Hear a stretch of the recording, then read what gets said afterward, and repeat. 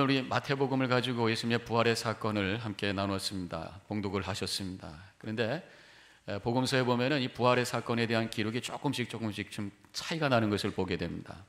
오늘 마태복음을 우리가 읽겠습니다. 막달라 마리아가 다른 마리아와 함께 갔다. 여인들이 무덤에서 무덤 앞에서 지키고 있는 천사를 보게 되고 또 돌아가다가 예수님을 만나게 돼서 메시지를 받게 됩니다. 마가복음으로 가보게 되면은 막달라 마리아가 야고보의 어머니 마리아 그리고 또 한 여인 살로메가 같이 갔다고 말하고 있습니다. 천사라고 언급을 하지는 않고 한 청년이 무덤 입구에 앉아 있었다고 그렇게 고백을 하고 있습니다. 물론 천사겠죠. 그리고 예수님의 부활의 소식을 알려주게 됩니다. 그 청년이. 또 누가복음으로 가보면은 여자들이 이렇게 돼 있어요. 여자들이 무덤으로 갔다. 근데 거기에는 찬란한 옷을 입은 두 사람이 있었다. 그리고 그들이 제자들에게 예수님의 소식을 알려줘서 그리고 이제 돌아가서 제자들에게 그 소식을 줬더니 베드로가 쫓아와서 무덤 안을 확인하는 그런 말씀이 나옵니다. 요한복음에 보면은 다른 여인들 얘기가 나오지 않아요. 막달라 마리아만 나옵니다. 그리고 막달라 마리아가 이제 예수님의 부활의 소식을 알게 되고 그리고 베드로와 다른 제자들에게 가서 알릴 때에 베드로가 다른 한 제자와 같이 가서 그 무덤을 확인합니다. 그리고 두 제자가 돌아가죠. 막달라 마리아가 혼자 남아서 울고 있을 때 천사 안을 보니까 거기 천사가 둘이 있었다. 돌아섰더니 그때 예수님을 만나서 처음에는 못 알아보다가 나중에 알게 되고 그래서 기뻐하는 그런 얘기로 이렇게 되어 있는 것을 보게 됩니다. 차이가 나는 것 같지만 사실은 어떤 면에서 좀 서로 보충하고 있는 것이다 라고 할 수도 있고요.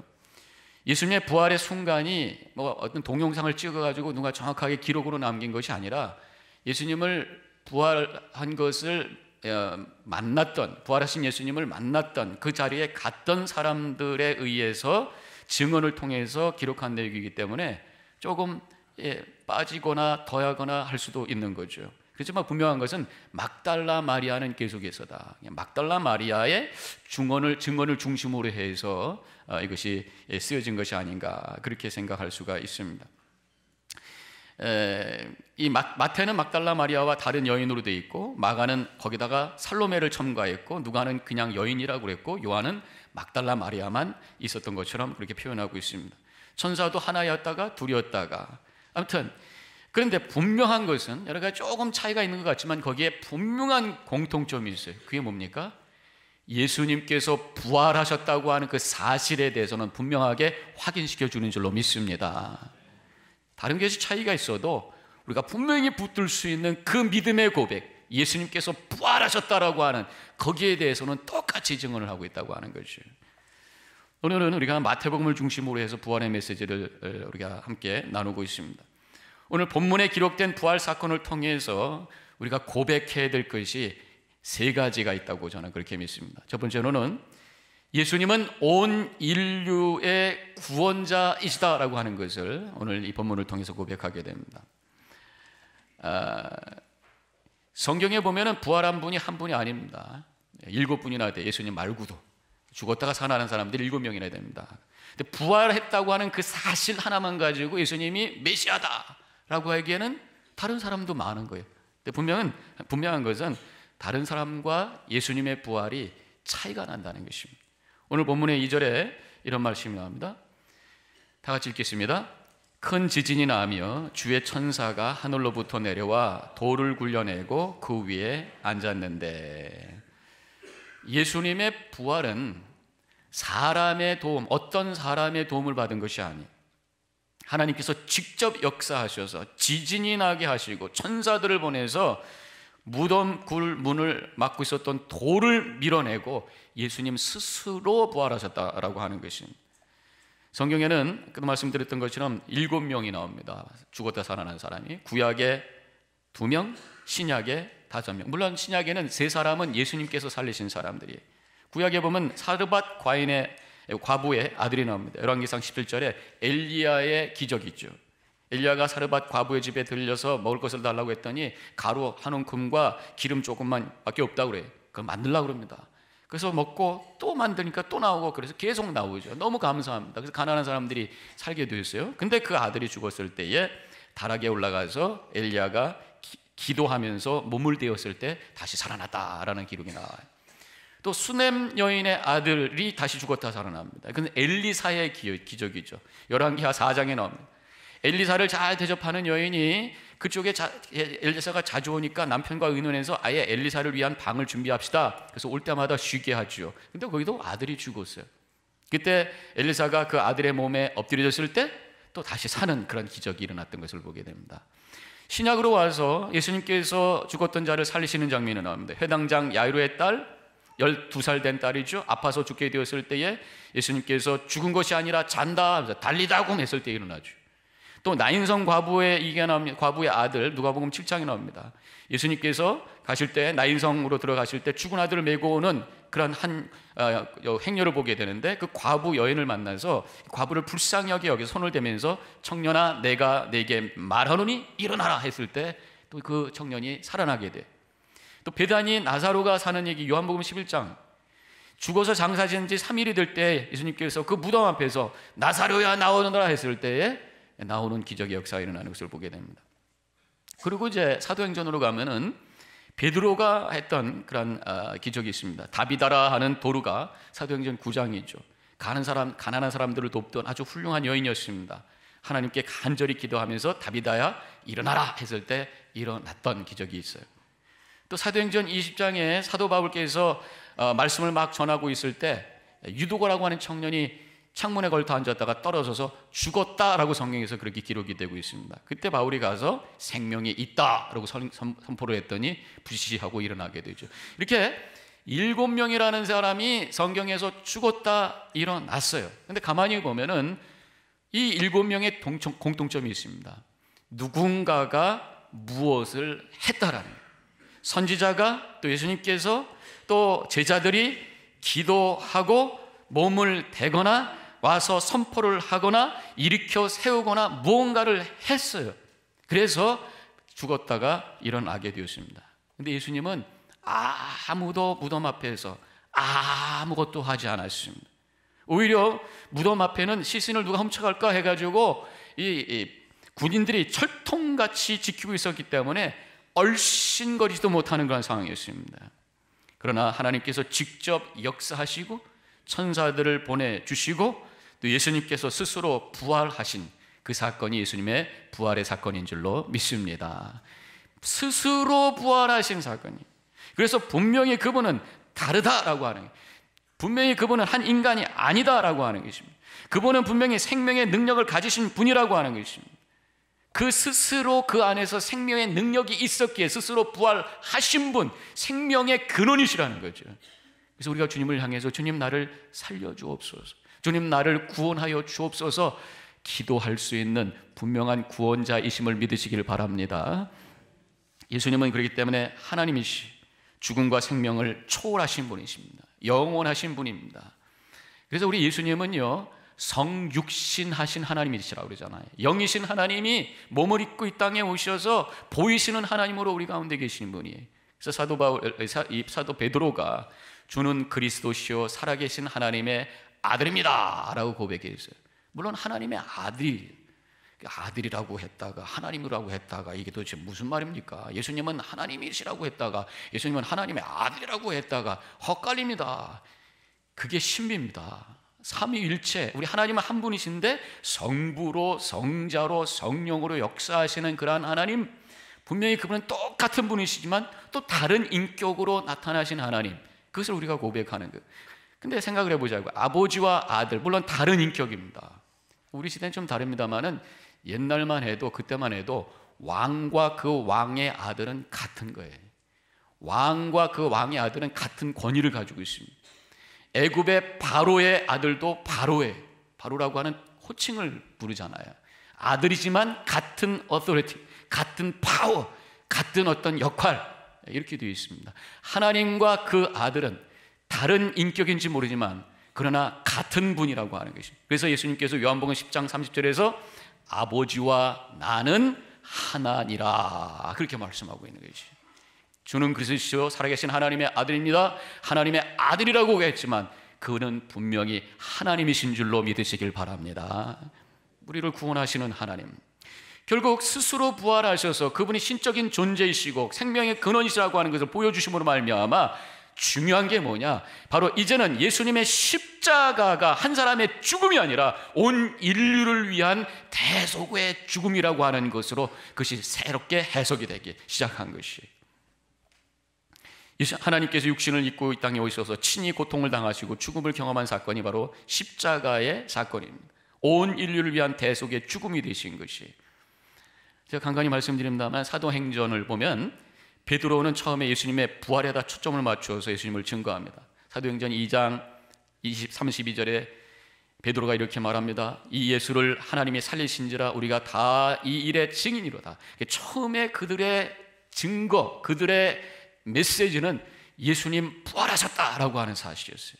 사도행전 2장 36절에 그런즉 이스라엘 온 집은 확실히 알지니 너희가 십자가에 못 박은 이 예수를 하나님이 주와 그리스도가 되게 하셨느니라 하니라, 이렇게 말했습니다. 그래서 이 32절과 36절을 합해서 하나의 메시지로 만든다면 이렇게 되는 거죠. 너희가 십자가에 못 박은 이 예수를 하나님께서 다시 살리셔서 우리의 주와 그리스도가 되게 하셨다라고 하는 메시지가 바로 베드로의 메시지입니다.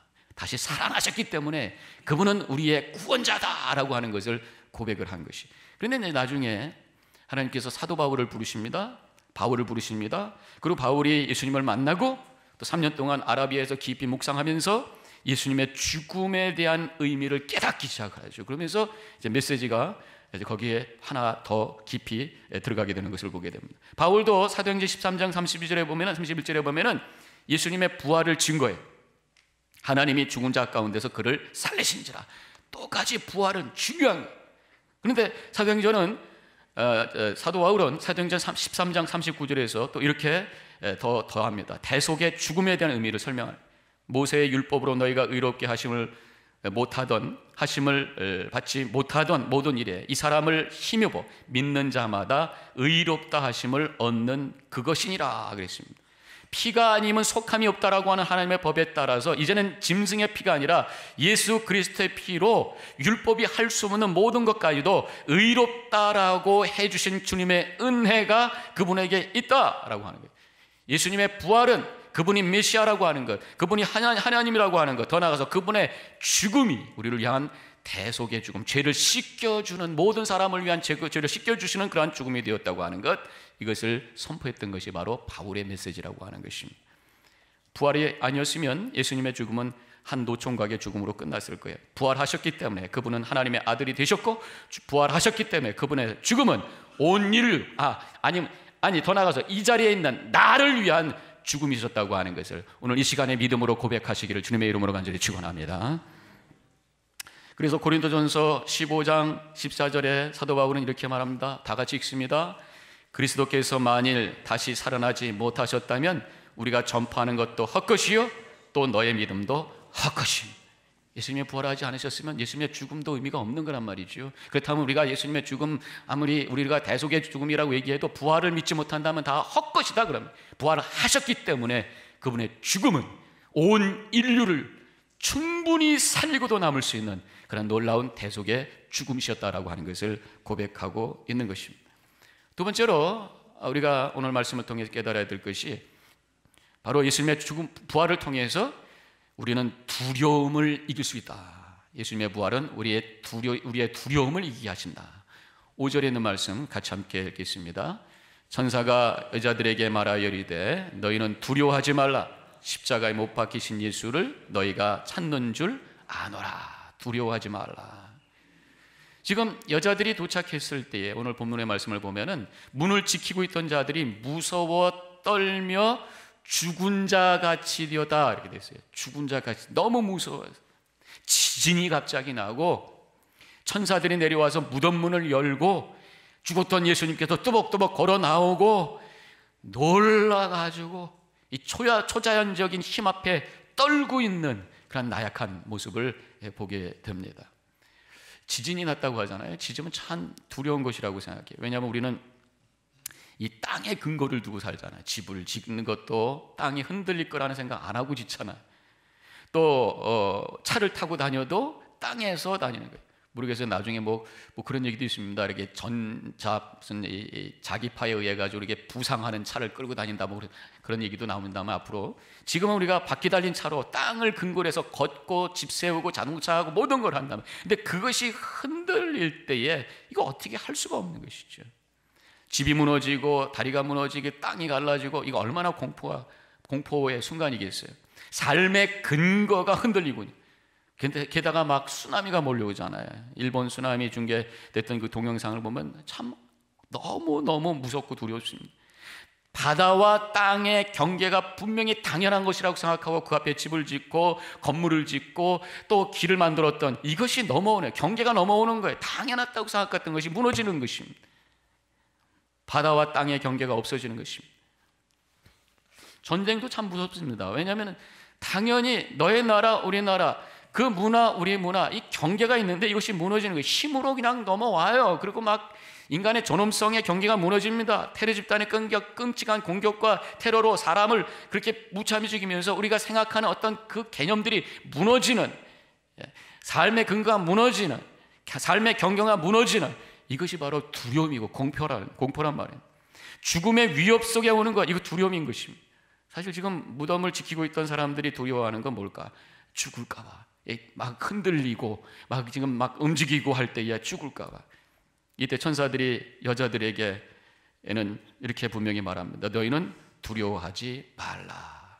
아무리 지진이 나고 땅이 흔들리고 세상이 무너진 것 같은 그런 상황 속에서도 두려워하지 말라. 왜? 예수님께서 부활하셨기 때문인 줄로 믿습니다. 그 부활하신 예수님을 믿고 있기 때문에 우리 안에도 영생의 생명이 있기 때문에 두려워하지 말라고 말씀하시는 줄로 믿으시기 바랍니다. 우리의 공포의 가장 극단적인 이유가 뭡니까? 죽을까 봐 아닙니까? 죽을까 봐. 그래서 우리 믿는 사람들은 죽음의 공포 앞에서도 부활하신 주님, 부활의 첫 열매가 되시는 예수님을 바라보면서 내 안에 생명이 있고 나도 부활했다고 하는 그 믿음을 가지고 담대하게 나가야 될 줄로 믿습니다. 그렇기 때문에 어떠한 어려움이 와도요, 우리는 좀 배짱이 있어야 돼요. 왜? 죽음의 문제를 해결한 사람이. 세상에 두려움이 올 때 이래봤자 죽는 거밖에 더 있어? 그러면 끝나는 거잖아요. 그죠? 아무리 세상이 무서워도 마지막 제일 무서운 게 뭐예요? 죽음 아니에요. 아무리 세상이 무너지고 비행기가 떨어지고 지진이 오고 사업이 망하고 아무리 그래도 죽는 것밖에 더 있어요. 근데 그 죽음의 문제를 해결한 자로서 우리가 산다면 세상의 어떤 것도 우리의 공포의 대상이 되지 않는 줄로 믿으시길 바랍니다. 죽음 때문에 다 두려운 거예요. 죽음 때문에. 물론 우리의 육신의 본능에는 그런 두려움이 있어요. 그러나 믿음으로 부활하신 주님을 바라볼 때에 우리 가운데는 담대함이 생기게 되는 것이. 그래서 사도 바울은요, 아주 멋진 말씀을 하셨잖아요. 고린도전서 15장 55절의 말씀. 우리 담대하게 이 말씀을 함께 크게 봉독합시다. 시작. 사망아, 너의 승리가 어디 있느냐? 사망아, 내가 쏘는 것이 어디 있느냐? 죽음아, 한번 덤벼봐. 나하고 한번 싸워봐. 내가 충분히 이겨. 이 고백의 말씀이 이 구절인 줄로 믿습니다. 부활을 믿고 사는 사람들은 이 정도 배짱은 있어야 되는 거예요.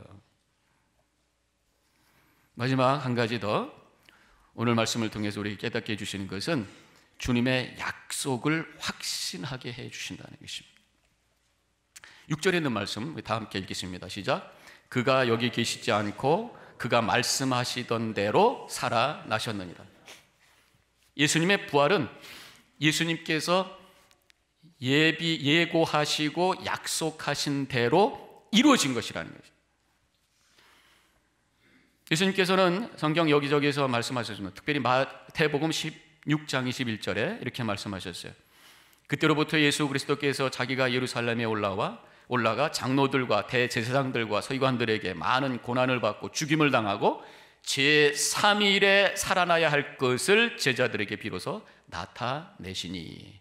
이 말씀이 마가복음 8장에도 있고 누가복음 9장에 있고 모든 공간 복음서에 똑같이 기록이 되고 있어요. 예수님의 부활은 죽으셨다가 그냥 일어나 볼까? 일어난 게 아닙니다. 예수님의 부활은 어쩌다 그렇게 된 것이 아니라 예수님의 부활은 하나님의 구원의 역사 속에서 계획하시고 약속하신 그대로 이루어진 줄로 믿으시기 바랍니다. 우리 주님은요, 빈말하시는 분이 아니라, 부활을 통해서 우리가 확신해야 될 게 뭐냐면 우리 예수님은 빈말하는 분이 아니라는 거예요. 내가 부활할 거야 그냥 소망이 아니었습니다. 부활하신다고 하는 말씀 하시고 그 말씀대로 부활하신 줄로 믿으시기를 바랍니다. 예수님의 약속은 이런 정도의 차원이라는 것입니다. 예수님께서 약속하시고 약속대로 부활하신 예수님께서는 약속하신 대로 다시 오시겠다고 약속하신 대로 재림하실 줄로 믿으시길 바랍니다. 우리 예수님께서는 분명히 약속하신 분이에요. 나사로가 죽었을 때도 나사로를 살리신 적이 있었잖아요. 아까 말씀드렸던 것처럼 그때도 먼저 약속하셨어요. 요한복음 11장 23절에서 내 오라버니가 다시 살아나리라 약속하셨어요. 그리고 약속대로 살아나게 하신 거예요. 그때 예수님께서 구원에 대해서 약속을 해주십니다. 요한복음 11장 25절 26절 다 같이 함께 읽습니다. 나는 부활이요 생명이니 나를 믿는 자는 죽어서 살겠고 무릇 살아서 나를 믿는 자는 영원히 죽지 아니하리니 이것을 내가 믿느냐. 예수님께서 살려주겠다 약속하시고 살려주셨어요. 또 예수님께서 내가 살아나리라 하시고 살아나셨어요. 그리고 우리에게 말씀하십니다. 나를 믿는 자는 영원히 죽지 아니하리라. 너희들 이 약속 믿겠냐? 여러분 어떻게 하시겠어요? 믿습니까? 믿습니까? 믿으시기를 주님의 이름으로 간절히 축원합니다. 약속대로 부활하신 예수님 우리가 믿는다면 우리 안에 약속대로 영생이 있는 줄로 믿으시기를 바랍니다. 더 나아가서 우리의 삶 속에 모든 것이 합력하여 선을 이루시겠다고 하시는 그 약속의 말씀은 꼭 붙드시고 담대하게 미래를 향해 나아가시기를 주님의 이름으로 간절히 축원합니다. 예수님은 오늘 부활하셨어요. 부활을 통해서 우리의 구원자이심을 분명히 보여주셨습니다. 고백하고 엎드리시고 생명의 능력으로 함께 하시는 주님과 함께 두려워하지 마시고 담대하게 살아나가시고 약속대로 부활하셔서 우리에게 보여주신 주님의 약속을 붙드시고 미래와 영혼을 향해 힘차게 나가는 우리 모든 성도님과 제가 되기를 주님의 이름으로 간절히 축원합니다. 기도하십시다.